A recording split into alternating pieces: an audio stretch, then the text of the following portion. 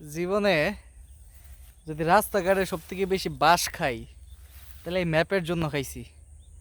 যেমন একটু দেখাই, শ্রীমঙ্গল থেকে আমরা আসতেছিলাম, রাস্তা ভুল করছি। তো এই জায়গায় ম্যাপে কি দেখায়, সোজা যেয়া আর একটু সোজা আছে না, মানে আমাদের সোজা যাইতে হবে, আরো সোজা যেয়ে আমরা কোন দিক দিয়ে পারি, লোকেশন কই দিছিলি, বাম সাইডে লোকেশন কই ফেলেছিলি 300 ফিট না? তো এই যে সোজা রাস্তা, আমিও সোজা আসতেছিলাম, তো সোজা রাস্তাটা একটু দেখাই। এই যে রাস্তা, এখন বলেন আমি হাসমু না কানমু? আমি এখন এই জায়গাটাতে, এই রাস্তা আমার ম্যাপে দেখাইছে।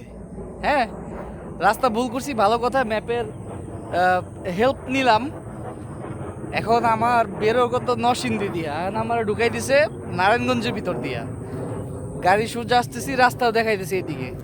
এখন কি এই দিক দিয়ে মোটরসাইকেল নিয়ে যাওয়া যায়?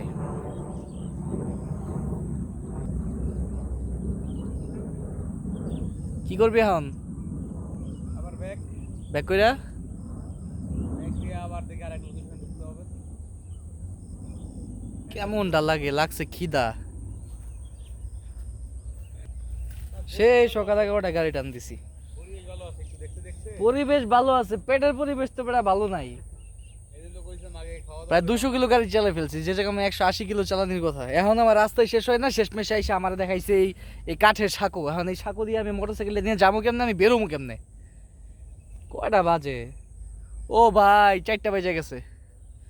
কি একটা বিরক্তিকর অবস্থা। বস্তা গাট্টি গুস্কা সব কিছু নিয়ে খেতের ভিতরে ঢুকছি, তারপর নারায়ণগঞ্জে। যাক, ভালো হইছে।